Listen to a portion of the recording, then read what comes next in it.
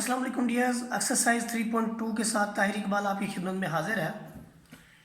यहाँ पर हमें जो गिवन है a is equal to AI J3x4। हम एक ही लेक्चर के अंदर सारी एक्सरसाइज को कंप्लीट करेंगे। यहाँ पर हमने प्रूव ये करवाना है कि I3A is equal to A। अब जो I3 या A हमने लेना है वो याद रखिए, यहाँ पर गिवन है कि A is equal to AI3x4 में लेना है। 3x4 का मतलब है 3 रोज होंगी आपके पास और 4 आपके पास कॉलम्स होंगे। जहाँ पर देखिए आपके पास 3 रोज और 4 कॉलम्स में नंबर ऑफ एलिमेंट्स हमने लिख दिए हैं। अब हम इन नंबर ऑफ एलिमेंट्स का हम क्या करेंगे कि एक हम I3 लेंगे। I3 का मतलब है 3 रोज और 3 कॉलम्स। हमने इसकी मल्टीप्लिकेशन परफॉर्म करनी है। देखिए किसकी मल्टीप्लिकेशन किसके साथ हमने करनी है, हमने A की I3 से मल्टीप्लिकेशन परफॉर्म करनी है। ये I3 या ये A है, तो इसकी मल्टीप्लिकेशन का क्या प्रोसेस है आपके पास कि यहाँ पर फर्स्ट रो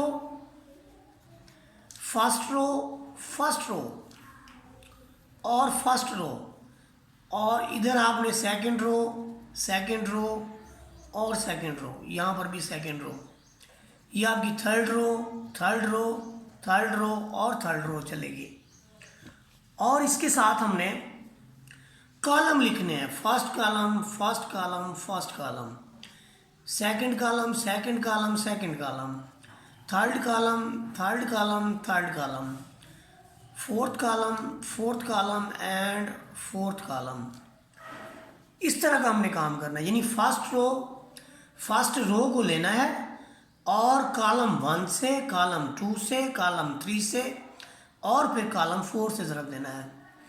तो जब 1 को देंगे A11 से तो पहला एलिमेंट हमारे पास आ जाएगा, बाकी दोनों 0 हो जाएंगे। फिर जब सेकंड को देंगे 1 2 आ जाएगा, फिर 1 3 आ जाएगा, 1 4 आ जाएगा। तो ये मल्टीप्लिकेशन इंतहाई सिंपल है, तो हमें ये राइट हैंड साइड मिल जाएगी।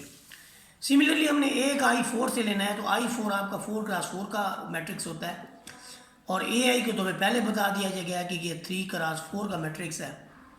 तो इसकी भी उसी तरह से मल्टीप्लिकेशन जब आप परफॉर्म करेंगे तो आपका वापस A ही आ जाएगा।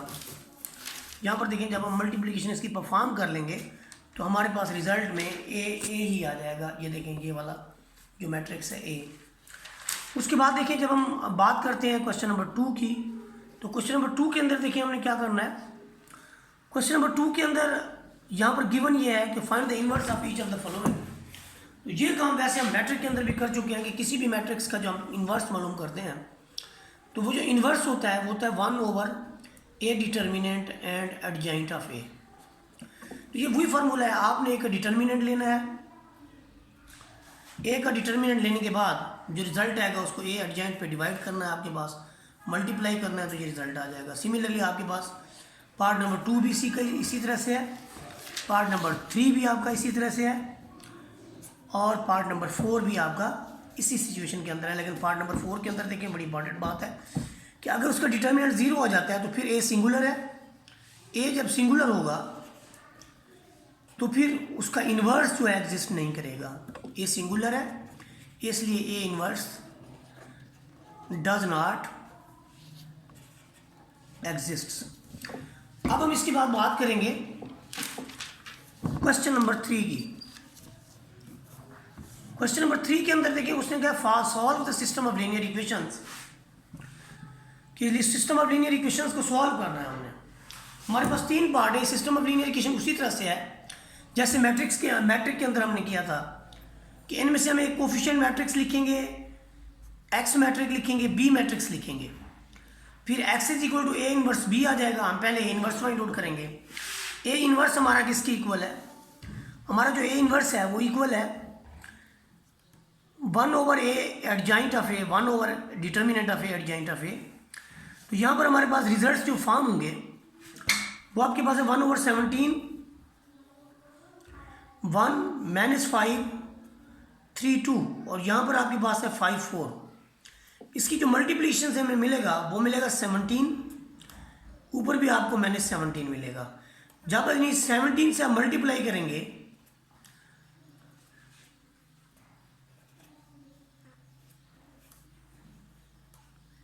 तो आपका रिजल्ट आएगा x1 x2 this is equal to 1 and -1। इसके बाद सिमिलर हमारे पास पार्ट है, पार्ट नंबर 2, उसको भी आपने ऐसे ax is equal to B form में लिखना है, फिर x is equal to a inverse b लेना है, और सिमिलर मेथड है इसके सॉल्व करने का। इसके बाद हम बात करेंगे इसके पार्ट नंबर 3 की जाने पड़ेंगे। पार्ट नंबर 3 में भी कोई डिफरेंट प्रोसेस नहीं है। पार्ट नंबर 3 के अंदर भी आप देख सकते हैं कि वही बातें और वही चीज़ें हैं कि 3x - 5y का आपने लेना है, -2x + y is equal to -3 है। पहले आपने उसके कोफिशिएंट मैट्रिक्स x y और 1 - 3 लिखा, इसको a रख लिया, इसको आपने x रख लिया, इसको आपने b रख लिया। तो उसके बाद आपने लिखा ax is equal to b and x is equal to a inverse b। फिर आपने डिटर्मिनेंट लिया जो कि -7 आया, फिर एडजॉइंट ऑफ a लिया, फिर a inverse is equal to 1/a adjoint of a। तो उसके बाद आपने क्या किया, इसको यहाँ से x की वैल्यू जो है फाइंड आउट हो गई, और यहाँ पर x आपके पास 2 और y इज इक्वल टू 1 आपको मिल गया। इसके बाद देखें जो आपके पास क्वेश्चन नंबर 9 है, क्वेश्चन नंबर 4 है। क्वेश्चन नंबर 4 के अंदर आपके पास a b c गिवन है, आपने a - b b - a b - c मालूम करना है। लेकिन यहाँ पर मैं आपको बताता चलूँ कि matrices are conformable for addition and subtraction if their order is same. If order of a b and c are same, then they are conformable for addition and subtraction। तो फिर वो ऐड भी हो सकते हैं, सब्ट्रैक्ट भी हो सकते हैं। बाकी जो सब्ट्रैक्शन है वो कॉरस्पॉन्डिंग एलिमेंट से है, मसलन 1 में से नफ़ी करेंगे 2 को आप, नफ़ी 1 में से नफ़ी 1, फिर इसी तरह से सारे एलिमेंट, तो ये आपका रिजल्ट होगा। इसी तरह b - a आप लेंगे तो यूँ आपके रिजल्ट्स आएंगे। इसके बाद जो हमारा नेक्स्ट है वो आपके पास है 3, यानी आपने मैट्रिसेस लेने हैं, और 3 मैट्रिसेस का जो है वो सम या डिफरेंस है। आप देखिए पहले आपने a लिखा, फिर a - b करने के बाद जो आपका रिज़ल्ट आया वो ये वाला है, उसमें से फिर आपने c की वैल्यू को सब्ट्रैक्ट किया तो ये आपका रिज़ल्ट मिला। सिमिलरली इसका पार्ट ये है कि b में से c को आपने सब्ट्रैक्ट किया, ये रिज़ल्ट आया, उसको आपने a में से सब्ट्रैक्ट किया तो आपका ये रिज़ल्ट आ गया। अब आप देखिए इसके बाद आपके पास क्वेश्चन नंबर 4 के अंदर हमने सब्ट्रैक्शन किया, 5 के अंदर वो मल्टीप्लिकेशन की परफॉर्म मांग रहा है। पहले हमने यहाँ पर a b को मल्टीप्लाई करके c से करना है। याद रखें सारे के सारे जो आपके पास मैट्रिसेस हैं 2 × 2 के हैं, तो इनकी मल्टीप्लिकेशन बहुत ही आसान है।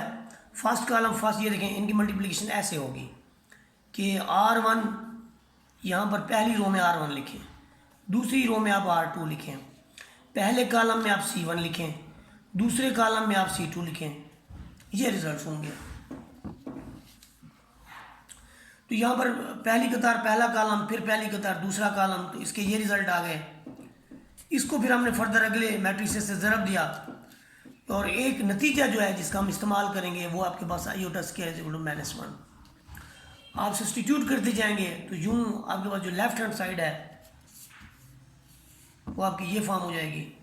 फिर आप राइट हैंड साइड लेंगे, राइट हैंड साइड में भी आप आयोटा स्क्वायर -1 के इक्वल रखेंगे, ये वाली वैल्यू -1 लिख के इक्वल रखेंगे, इसे मल्टीप्लाई करेंगे। मल्टीप्लाई करने के बाद जो हमारा रिजल्ट आएगा उसे हम फर्दर यानी मल्टीप्लाई कर देंगे किसके साथ, यहाँ पर देखें इस वैल्यू को जब हम इसे मल्टीप्लाई करते हैं तो हमें ये रिजल्ट मिलते हैं।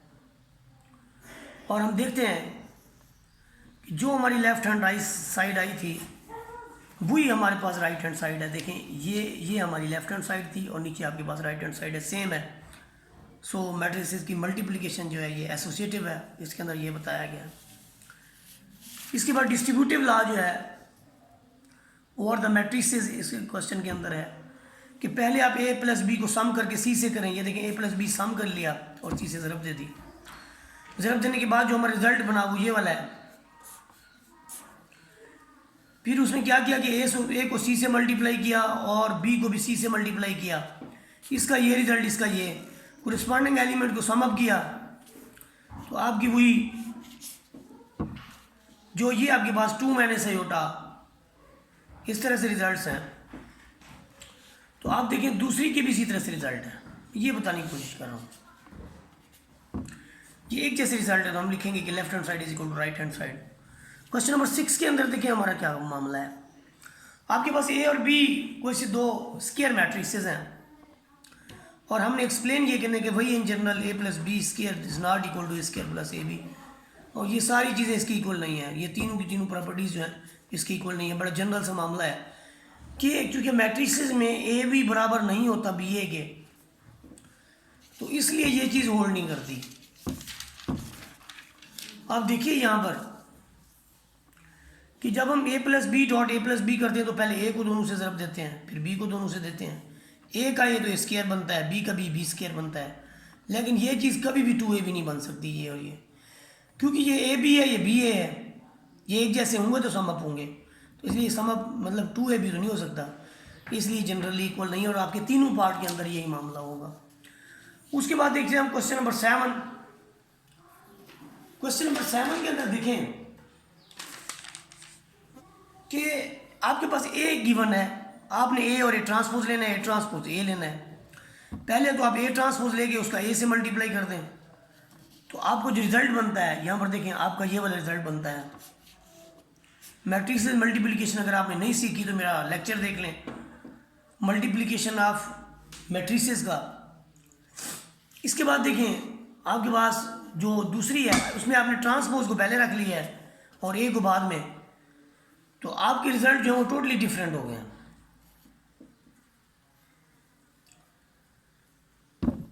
पहले ये रिजल्ट आया है फिर आपके पास ये रिजल्ट आया, दोनों चीज़ें हमने फाइंड आउट करनी थी।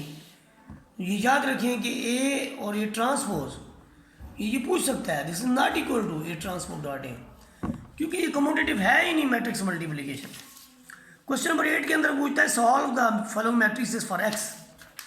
वो कहता है कि इन मैट्रिसेस को आप एक्स के लिए सॉल्व करें, तो ये हमारे पास मौजूद है जी, जिसे हमने एक्स के लिए सॉल्व करना है, नोट्स मौजूद हैं हमारे पास। उन्होंने कहा कि 3x माइनस 2a अगर b के इक्वल हो, a इसके इक्वल है b इसके इक्वल है, तो यहाँ से आप x फाइंड आउट करें। ये देखें हमने इधर a की जगह मैट्रिक्स रख देना है, b की जगह उसका मैट्रिक्स रख देना है।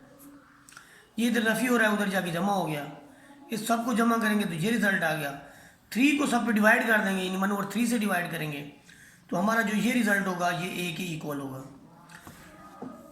सिमिलरली इसका पार्ट नंबर 2 को देखें। पार्ट नंबर 2 की अगर हम बात करें तो यहाँ पर आपके पास a गिवन है, यहाँ -3 के साथ आप a रख दें जो कि उधर जाके आपका प्लस हो जाएगा। ये देखें कि 2x is equal to b plus 3a, यहाँ पर 2x किसकी इक्वल हो गया, ये 3 मल्टीप्लाइड बाई दिस, तो ये वाला आ गया। इन दोनों को सम अप करें ये तो 1/2 से दोनों को मल्टीप्लाई कर दें तो आपके पास x की वैल्यू आ जाएगी ये वाली। उसके बाद देखिए आपके पास है क्वेश्चन नंबर 9। क्वेश्चन नंबर 9 भी कोई मुश्किल नहीं है, इसका लास्ट पार्ट एक्सरसाइज का।